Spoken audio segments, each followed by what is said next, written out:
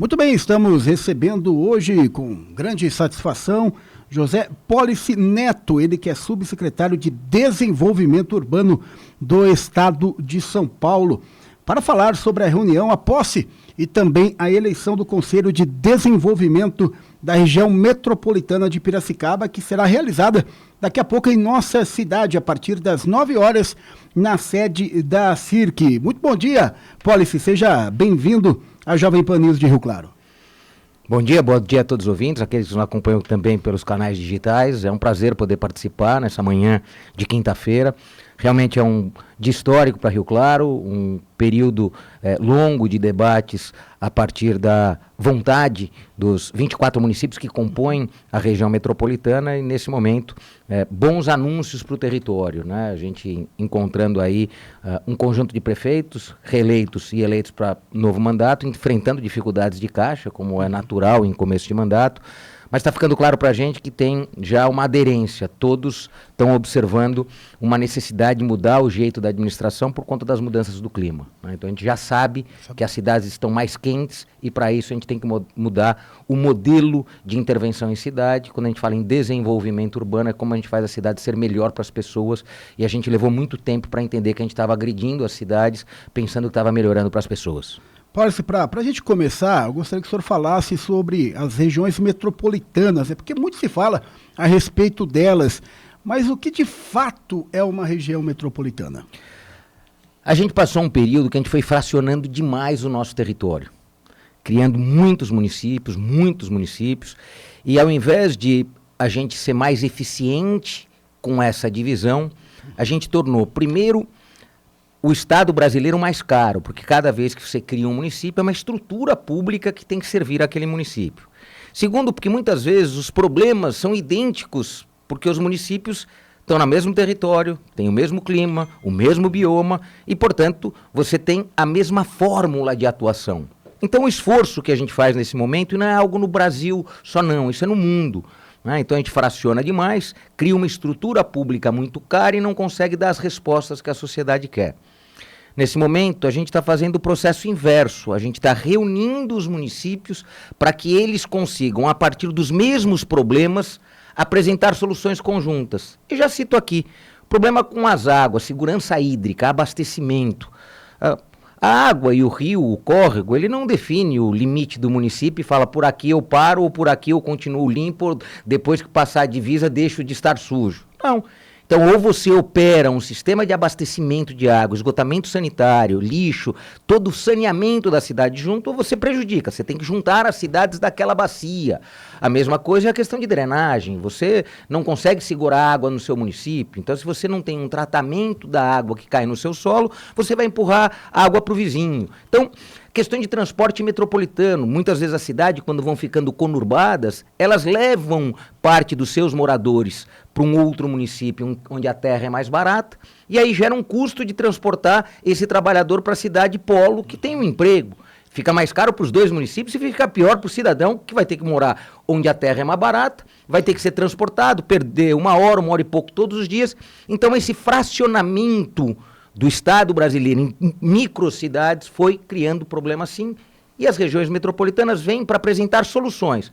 Quais são os problemas que a gente fala de funções públicas de interesse comum, que a atuação do Estado, governo federal e municípios conjuntamente pode apresentar soluções mais baratas, mais eficientes e mais rápidas. Ademir.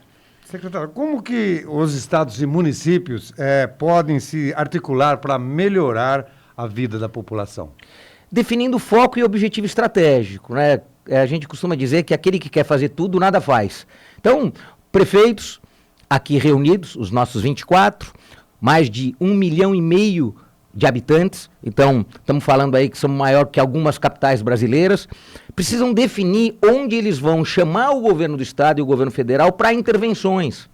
E ao invés de todos disputarem um pedacinho do orçamento do governo do estado, um pedacinho do orçamento do governo federal, todos juntos definem uma estratégia. Uma estratégia que pode ser de desenvolvimento econômico, como a busca de um equipamento como um aeroporto para ativar a economia da região.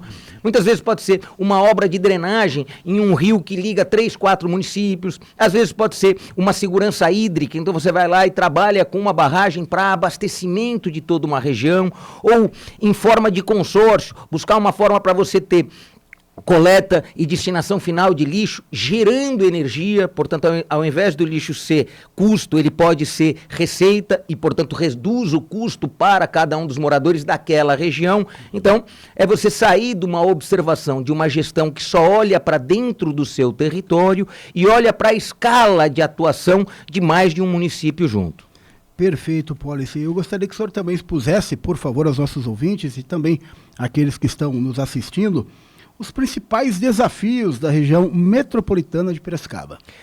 Piracicaba foi aglomeração urbana em 2012. Então, a partir de 2012, já se reconhecia um processo de organização entre os municípios. Então, municípios passavam a ter uma vocação mais urbana, passavam a ter mais oferta de emprego, passavam a ter mais oferta de serviços de educação. Então, quando você olha o território, você consegue enxergar onde está potencializada a oferta de emprego, que tipo de emprego está sendo oferecido, onde você tem educação de nível superior, que gera uma outra escala de economia. Então, você já conseguia enxergar. Então, Rio Claro, com a Unesp de Rio Claro, reconhecida nacional e internacionalmente, assume uma liderança na questão de meio ambiente. A Unesp daqui é muito respeitada. Quando você olha para Piracicaba com a Exalc, também universidade secular, que sempre trabalhou muito essa questão da terra. Então você vai observando como este território se organiza. Você vai vendo os grandes investimentos que o setor privado vai fazendo, a abertura de uma indústria metalmecânica, automobilística, e você vai entendendo como esse território vai se moldando e como ele pode gerar qualidade de vida para todos os moradores. O primeiro grande desafio é quase que um desafio constitutivo das cidades. Infelizmente, o solo urbano brasileiro não é todo regularizado fundiariamente. Onde você tem uma gleba que não foi parcelada em lotes que tem possuidores, o setor público fica impedido de realizar os investimentos. São comunidades que não têm o bairro completo. O prefeito, por ser uma gleba privada e não ter ali nascido a área pública de viário, não pode colocar infraestrutura de saneamento, não pode colocar rede de água e fica tudo precário. Então, a primeira ação que colegiadamente uma região que quer evoluir, receber investimentos públicos e privados tem que fazer, é quase do seu ato constitutivo, é ter o solo urbano regularizado fundiariamente. Porque quando você tem 100% das cidades regularizadas fundiariamente, elas passam a receber investimentos públicos e passam a receber investimentos privados, porque ninguém faz investimento na terra do outro. Você quer investir na sua terra, com o seu documento. Então, quando você fala qual o primeiro grande desafio? É o desafio constitutivo. Você tem que ser dono daquilo que te pertence. Então, ser só possuidor, e a gente tem aqui uma escala de mais de 15% do solo urbano ainda não regularizado fundiariamente, e isso normalmente fica nas regiões mais carentes. O mais carente acaba recebendo menos investimento. Então, a gente tem que inverter essa lógica, regularizar fundiariamente o território, inibir as ocupações ilegais. É muito importante a gente ir para um processo de inibir aqueles que ocupam de maneira desordenada para que você tenha um desenvolvimento urbano sustentável. Um outro fator importante também, Policy, é como que a população pode participar e cobrar resultados desse Conselho de Desenvolvimento da Região Metropolitana, que toma posse hoje e vai eleger o presidente, o vice-presidente e o secretário-geral.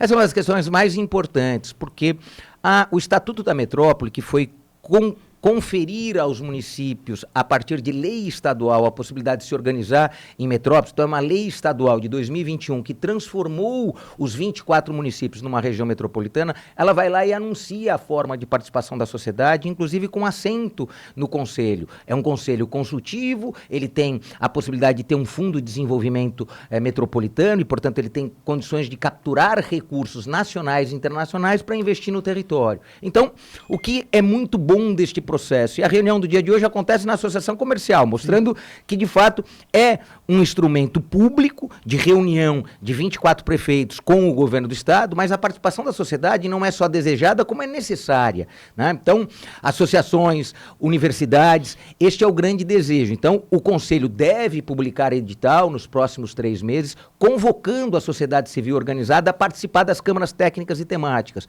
Como a organização da atividade técnica da região metropolitana se dá por câmaras temáticas e câmaras técnicas, é absolutamente fundamental que aqueles da nossa sociedade que têm conhecimento específico participem deste ambiente de orientação técnica. E a orientação técnica, ela é muito objetiva.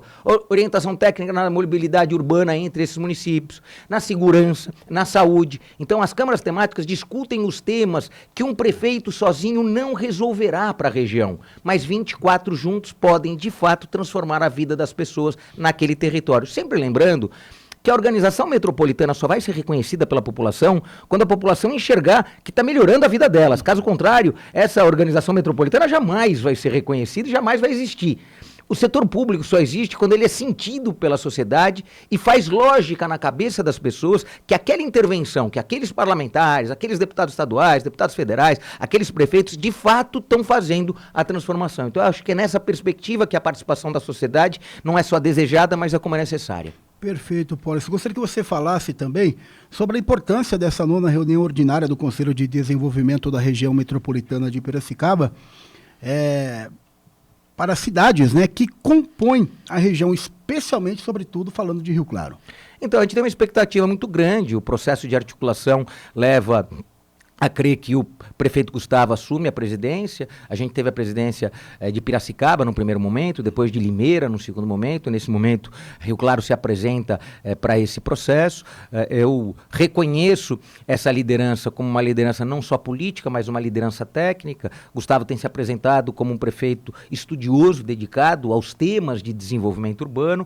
Não dá para dizer que a cidade não enfrenta os seus problemas, como todas as cidades nessa região enfrentam. Então a gente fala assim, tem problema de drenagem? Lógico que tem problema de drenagem. A cidade vai envelhecendo, a cidade vai recebendo mais moradores, já superou a marca de 200 mil, portanto já é cidade grande, não é mais cidade pequena, e portanto aqueles desafios que eu falava no comecinho do nosso bate-papo aqui, a gente imaginou que era possível encurralar as águas. A gente sabe que, e aí a cidade sofre com drenagem, e aí você tem que apresentar novas soluções para isso. Então a grande expectativa da reunião de hoje, porque a nossa região metropolitana do Piracicaba é uma das últimas a serem criadas, então a gente pode dizer assim, ela não completou o seu primeiro quinquênio, né? Então é no ano que vem que ela completa os seus primeiros 5 anos. Tudo bem que foi em 2012 que ela foi uma aglomeração, mas a aglomeração ainda era uma leitura que era um território que se harmonizava, que buscava enfrentar problemas comuns com uma atividade e uma organização única, que é isso que tem que ser muito bem compreendido pelos nossos prefeitos, pelos nossos vereadores, quais são os problemas comuns que os municípios não conseguirão enfrentar sozinhos, que a força política dos 24 se traduz numa força política muito maior do que eles individualmente. Essa é a questão absolutamente fundamental. E também, Polis, quais seriam os principais temas, né, que seriam discutidos nessa reunião e o que eles podem impactar diretamente no desenvolvimento econômico urbano desses municípios envolvidos, principalmente em Rio Claro, que a gente está aqui, né? O governador Tarcísio determinou, junto com o secretário de Desenvolvimento Urbano e Habitação, uma atividade muito objetiva nessa primeira rodada com os novos prefeitos.